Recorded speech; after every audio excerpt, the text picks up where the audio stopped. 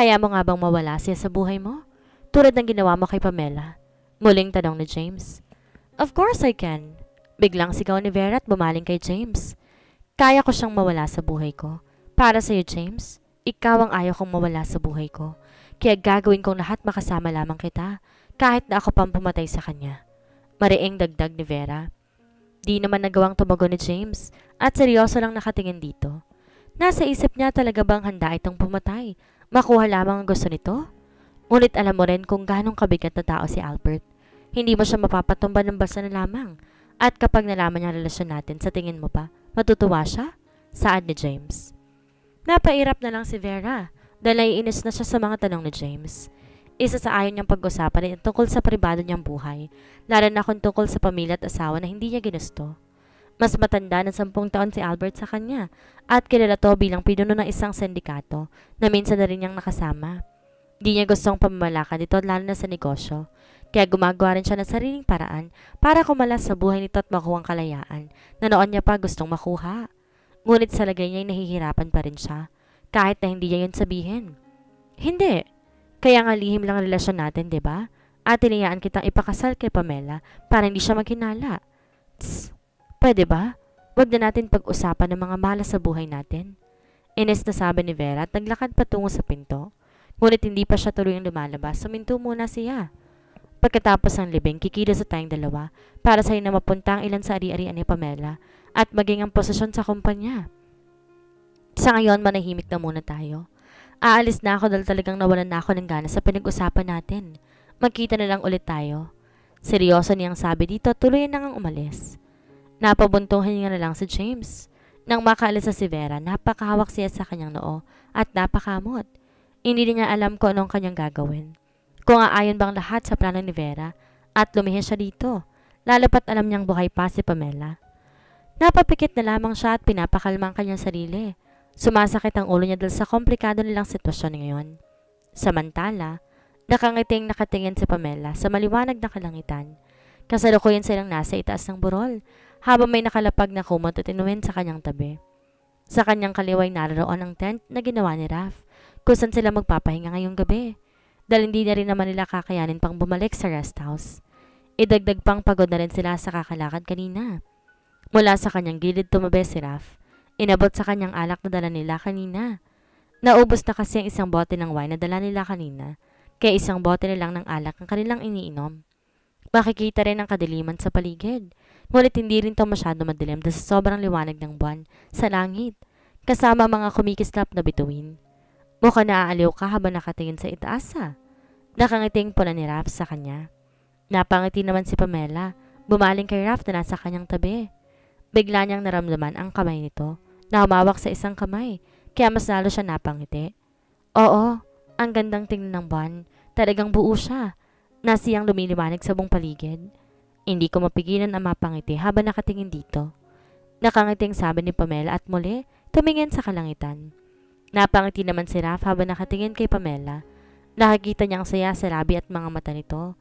Tila ba mas lalong gumanda ang paligid dahil sa saya na nakikita niya rito. Hindi niya rin napigilang mapangiti dito. Oo, sobrang ganda nga. Aniya. Napatingin naman si Pamela sa kanya at nagtama ang mga mata nila. Hindi nila mapigilang mapatitig sa isa't isa at pareho silang masaya sa kanilang nararamdaman ngayon. Hindi mapigilan ni Raph na hawakan ang pisngi ni Pamela at marahan itong hinaplos. Mas lalong gumanda dahil kasama kita. Nakangiting sabi ni Raph. Napangiti naman si Pamela at hinawakan ng kamay ni Raph na nasa pisngi niya. Me too. Nakangiting tugon ni Pamela. Mas lalo pang natuwa si Raph at di napigilan ng kanyang sarili na halikan si Pamela. Hindi naman tumanggi ang babae at kusang tumagon sa halik. Isang halik na hindi nila alam kung hanggang saan. Pareho silang masaya sa nararamdaman nila sa isa't isa. Hindi nila alintan ang isang paparating na problema na sasalubong sa kanilang pagbalik. Hindi maintindihan ni Pamela kung bakit siya nakatayo sa isang pasilyo. Tahimik at pamilyar sa kanyang lugar, ngunit hindi niya maalala kung kailan siya nakarating sa lugar kung nasan siya ngayon. Tumingin siya sa paligid, subalit wala siyang makitang ibang tao. Raph! Tawag niya. Dahil sa pagkakaalala niyang kasama niya ito at nasa burol sila habang masayang magkasama. Naglakad siya habang napapalingon sa kanyang likod. Napansin niyang may isang taong naglalakad sa kanyang likod. Nakaramdam siya ng kaba at takot, kaya bigla siya napatakbo. Ngunit napansin niyang tumakbo rin to kaya't bumalot muli ang takot sa kanyang sarili. Maya-maya ay pumasok siya sa isang nakabukas na kwarto para humingi ng tulong. Pagkapasok niya natigilan siya sa kanyang nakita. May dalawang tao sa kama. Nakita niya may ginagawa ang dalawa. Nakahubot-hubad at nakapatong ang lalaki sa isang babae. Napalingon ang mga to sa kanya at bahagya, nagulat nang makita siya. Dahan-dahan siyang napaatras habang nakatingin sa mga ito. Ngunit nakita niya kung paanong umalis sa ibabaw ng babae ang lalaki. Habang ang babae agad kumuha ng kumot. Makataksil kayo. Nagulat siya na may isang taong dumaan sa kanyang tabi. Nakita niyang may hawak itong kutsilyo at agad sinugod ng lalaki. Hindi ito nakaiwas ang saksakin nito sa dibdib. Niloko mo ko. Niloko niyo akong dalawa. Taksil kayo. Mga hayop. Patawarin mo ako, Pamela. Sambit ng lalaki na paulit-ulit sinaksak sa babaeng tinawag nitong Pamela. Hindi alam ni Pamela kung ano ang kanyang mararamdaman, lalo na't nakikita niyang kanyang sariling sinasaksak ang isang lalaki. Na makita niyang wala na itong malay, binalingan ng kanyang kamukha ang isang babae at mabilis nitong sinaksak. Bumalat ng kaba sa kanyang sarili at napaatras muli. No! No! Hindi niya mapigilang mapaluha dahil sa takot na kanyang nararamdaman at agad nang tumalikod. Ngunit nabangga siya sa isang matipunong katawan na agad siyang niyakap. Pamela! Tawag nito sa kanya at nakilala niya nga ang boses nito. Nang balak niyang tabing dito ay bigla na lang itong naglaho at naiwan siya mag-isa. Raph! Raph! Pamela! Pamela, wake up! You're dreaming! Napadilat si Pamela. Agad napatingin sa taong tumatawag sa kanya at nakita niya nag-aalala ng mukha ni Raph. Yumakap siya rito at napahagulol ng iyak. What's wrong? Nag-aalalang tanong muli ni Raph. Di nagsalita si Pamela at patuloy lamang sa pag-iyak. Habang nakayakap pa rin kay Raph.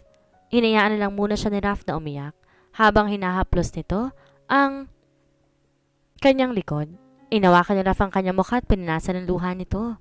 What happened? You're calling me earlier. Did you have a bad dream? Because you were crying. Nag-aalalang tanong ni Raph. Nagangat na mukha si Pamela at nakita pa rin sa kanyang mga mata ang takot. I had a dream and I saw myself killing 2 people. Narinig ko, sinabi ko pa nataksil silang dalawa at pagkatapos pinagsasaksak ko silang dalawa. Wika niya at muling napaiyak. Niyakap naman muli ni Raph si Pamela. Baga pa siya napakulot noon sa sinabi nito. Di niya inaasahan na magkakaroon ng ganun kasamang panaginip si Pamela. Inalo niya ito at pinapakalma. Shh! It's just a dream. Huwag mo masyadong isipin yon. Pero bakit? Bakit pakiramdam ko kilala ko sila? Pamilya ng mukha nila, tinawag pang lalaki yun ang pangalan ko. Muling sabi ni Pamela, humiwalay sa yakap kay Raph. Napabuntong hininga si Raph at tinawakan na magkabilang mukha ni Pamela, tsaka ngumiti. I'm not sure, but I think it's a part of your memory loss. Kung nararamdaman mong kilala mo sila, baka nga. Pero wag mong masyadong piliting alalahanin ng lahat dahil kusa yung lilitaw sa isipan mo. Basta hayaan mo lang. Tanging sabi ni Raph. Napayuko naman si Pamela. Pilit pinapakalmang kanyang sarili dahil sa takot na nararamdaman niya. Maya-maya rin gumaan ng kanyang pakiramdam at bahagyang napatingin sa paligid. Nakita niyang madilim pa sa labas ng tent kung saan sila natutulog. Anong oras na? Tanong niya. It's already 2 a.m. in the morning. Sagot ni Raph. Pasensya ka na at nagising ka pa dahil sa akin. Aniya. It's okay. I was worried for you too. Okay, let's go back to sleep. Babalik na tayo sa rest house bukas. Mamaya pala. Nakangiting sabi ni Raph. Napatango na lamang si Pamela at humiga na rin. Naramdaman niya pa ang kamay ni Raph na hinihila siya papalapit dito. Kaya walang salita, naumunan siya sa balikat ito at yumakap. Mas lalo pang gumaan ang pakiramdam niya dahil nasa tabi niya ito. Matapos nun pareho na silang nakatulog dahil maaga pa silang lalakad bukas para bumalik sa rest house. Inaalala din kasi ni Raph si Bryle, lalo pat nakalimutan niyang kanyang cellphone para matawagan to. Lumabas sa alis sa kanyang kwartong ginagamit sa kanya ni Bryle, matapos siya makapag-ayos ng kanyang sarili. Tanging white t-shirt ang kanyang suot at isang boxer short. Walang kahit anong damit na pambabae siyang nakita doon. Kaya sigurado siyang walang babaeng nakatira sa unit ni Bryle. Kaya lang medyo naninibago siya sa kanyang suot. Ayaw niya na kasing suotin ang dress na sinuot niya kagabi dahil nga galing pa yun sa palabas na lamay ng kanyang pinsan. Kaya wala siyang choice ngayon kundi ang magsuot ng damit na hindi niya gusto. Napatingin pa siya sa kabilang kwarto at nakita niyang sarado ito. Naisa sanang kumatok pero naisip niyang baka tulog pa ito. Past 6 a.m. pa lang naman kaya iniisip niyang tulog pa to. Naglakad siya at bumaba sa hagdan. Di pa siya tuloy nakababa nang may naamoy siyang mabango sa kusina. Nagtataka siyang napatingin sa itaas at muling tumingin sa kusina. May ibang tao pa ba dito bukod sa aming dalawa? Kunot noong sambit niya sa sarili. Nagpatuloy na lang siya naglakad at tinahak ang kusina. Ngunit napahinto na nasa may pinto na siya. Nakita niya si Brian na tayong ang suot ay isang mahabang apron, naka-boxer short lang, habang abala sa ginagawa nito. Napalunok pa siya sa ayos ito dahil kitang-kita talaga ang malalaking muscles ng katawan nito na parabang suki sa gym. Nakatalikod to sa kanya, kaya nakita niyang malapad na likod nito. Maging ang matambok na pet nito dahil na rin sa suot nitong boxer. Hindi niya namamalayan matagal siya nakatitig kay Brian na nakatalikod sa kanya. Kaya naman di niya napansin lumingon ito at napapansin agad siya na nasa bungad ng pinto. "Oh, you're awake." Natauhan siya na magsalita ito. At naiilang na tumingin dito. "Oh, well, you saw me, right? Yeah, I'm definitely awake." Tugon niya rito. Hindi alam kung papasok ba ng tuluyan o tatalikod. Natawa naman si Brian. Lalo pat pinagbasa nito ang kanyang suot kaya naiinis naman siyang napatingin dito. "What are you laughing at?" Nakataas kilay niyang tanong dito. "Well, I forgot to tell that I don't have any woman clothes here. Mabutit na isipan mo magsuot ng ganyang damit." Sabi ni Brian at di pa rin mapigilang matawa. "What? Did you expect me to wear my undies and brassiere only? Like you just did right now?" Saad niya rito. Napatingin si Brian sa kanyang suot na kung tatanggalin ang suot ng apron talagang makikita na naka-boxer lamang siya. Napangisi naman si Brian at muling tumingin kay Alice. "Yes, I'm expecting you to wear what you just said." Nakangising tugon naman ni Brian kay Alice. Napamaang si Alice sa sinabi nito at maya-may napasinghal na lamang. "Huh, in your dreams." Saan niya dito at naglakad para pumunta sa bandang ref at kumuha ng tubig. Ngunit hindi pa niya nabubuksan iyon, hinawakan ni Brian ang kanyang kamay at pinaharap dito. Saka siya biglang pinasandal sa ref. Nagugulat namang napatingin si Alice dito. "What are you doing?" Kinakabahan niyang tanong dito. Ngunit napatitig lang si Brian sa kanya. Napansin pa niyang sinuwid dito ng tingin ng kanyang ayos. "All I can say is, you're hot." Sabi ni Brian at napangisi kay Alice. "Inaasar mo na naman ba ako?" Naiinis niya pang sabi dito. Ngunit iniatras niya ang kanyang ulo nang biglang ilapit ni Brian ang mukha nito sa kanya. "Ilang araw na ba simula nung nagkakilala tayo? Hindi ko kasi lubos may isip na makakasama kita sa isang tahimik na lugar na tayong dalawa lamang at ganito tayo kalapit sa isa't isa." Pahayag ni Brian. Di naman alam ni Alice kung ano ang kanyang masasabi. Salita niya nito sa kanya. "I'm hungry. I think I will eat you then." Sabi naman ni Alice. Nanlaki ang mata ni Alice at buong lakas sa tulak si Brian papalayo sa kanya.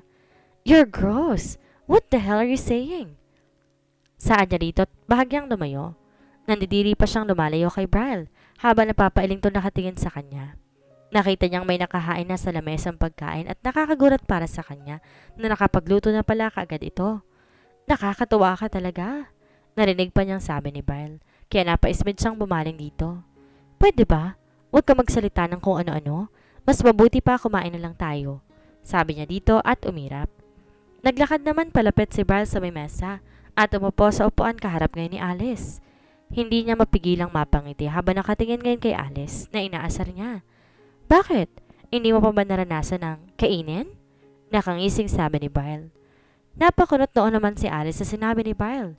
Matagal bago niya naintindihan ang sinabi nito at nang mapagtanto na niya kung ano iyon, agad binato ni Alice si Brian. "Sira ulo ka talaga. Isa pa talagang aalis na ako dito." Naiinis niya pang sabi kay Brian.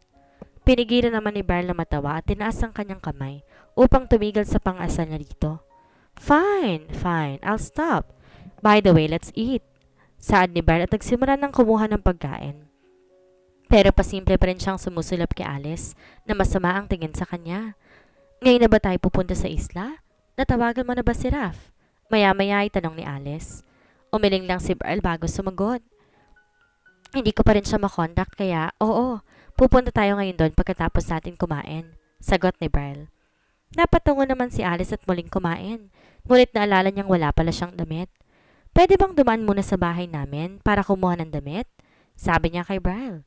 Napatingin sa kanya si Brian at napaisip sa kanyang sinabi. Ngunit tumango lang din dahil naisip din ito ang kanyang ayos. Nagpatuloy silang kumain hanggang sa matapos. Tumulong na rin si Alice sa pagliligpit ng kanilang kinainan at hindi rin maiwasan na asarin siya ni Brile na talagang sinasadya naman siyang asarin. Matapos na nagpa siya na silang lumakad dahil dadaanan pa si Alice sa bahay nila para kumuha ng damit at makapag-ayos na rin. Matapos makakuha ng gamit muli silang umalis upang pumunta na sa isla upang makita sina Pamela at Raph. Napaupo si Pamela sa couch at bahagyang napapikit.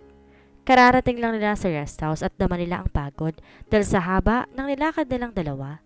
Tired? Narinig niyang sabi ni Raph na tumabi sa kanya sa pagkakaupo. Hinaplos pa nito ang kanyang noo kaya napadilat siya. Well, yeah, I am. Ipapahinga ko lang saglit ang mga paa ko dahil medyo napagod ako. Tugon niya rito. Okay, pupunta muna ako sa itaas. Wika ni Raph at hinilikan sa noo si Pamela. Tumayo siya at nilala muna sa laundry ang damit na ginamit nila. Saka siya pumunta sa itaas. Nais niya muna mag-shower dahil medyo malagkit ang katawan niya. Na makapasok siya sa kwarto, hinubad niyang lahat ng kanyang damit. Saka kumuha ng tuwalya at pumasok sa banyo. Binuksan niya ang shower at hiniyaang bumagsak ang tubig sa kanyang katawan. Napaisip siya sa nangyayari sa kanilang dalawa ni Pamela. Alam niya sa kanyang sarili, masaya siya dahil kasama ito, ngunit hindi rin niya maiwasang mag-alala. Kapag nalaman na nito ang lahat kung bakit ito nawalan ng alaala, nasisiguro niyang masasaktan to dahil yun ang kanyang nararamdaman dito at kung sakaling bumalik ng alaala nito, hindi niya alam kung ano mangyayari sa namumuo nilang relasyon. Pero alam niya pa rin na may magagawa pa rin siya para dito, kahit papiliin pa dito si James. Napabuntong hiningan lamang siya at nagpatuloy na sa pagligo upang balikan si Pamela. Bumalik sina Alice at Brile sa resort kung saan sila nagstay kasama ni Pamela. Sabay sila naglalakad papunta sa receptionist para kausapin na nakasign doon para malaman din kung sino may kagagawa ng pagsabog ng yate kahit na alam naman na nila. May ilang staff na nakakakilala kay Alice kaya binabati siya naman ito kapag nakasalubong nila. Tangiti lang naman ang tugon ni Alice dito. Na makarating sila si Alice nang kumausap sa isang babaeng naroroon habang nasa tabi niya si Brile nakikinig lang sa mga sinasabi niya. Napansin niya pa kung paano pasulap-sulyap na tumingin si Brile sa babaeng receptionist. Tila hindi makapaniwala sa lalaking kasama niya. Napairap na lamang siya, lalo pat nakita niya kung paano ngumiti si Brile dito. Pasensya na po, Miss Alice. Patuloy pa rin atang investigasyon sa nangyari kay Ma'am Pamela. Nakikiramay po kami. Sabi ng babaeng receptionist at pasimpleng tumingin kay Brile. Bahagya siya na paismid at muling salita. Ganun ba? By the way, I'm here to use one of the yacht here. We're going to an island. Can you prepare it for us? Saan niya rito? Nagulat namang napatingin ng babae sa sinabi nga ni Alice, ngunit tinaasan lang siya nito ng kilay at agad inasikaso ang kailangan nila. Inaya niya munang umupo si Brile para hindi masyado ma-distract ang babae sa trabaho nito. Ang landi mo rin no? Talagang pati receptionist dito sa resort papatusin mo? Puna niya rito at inirapan. What? Wala naman akong ginagawa Kung ano-anong nakikita mo, nagsiselos ka ba? Tugon sa kanya ng binata. Nanlaki naman ng mga mata ni Alice na nakatingin ngayon kay Brile. Tila nabingis siya sa sinabi nito at di makapaniwala na narinig niya iyon. Me? Jealous? Are you still dreaming? Why would I? Ikaw yata to nag-i-imagine Hindi yun mangyayari, gets? Saan niya rito tinirapan? Natawa na lang si Brile sa sinabi niya at napapailing.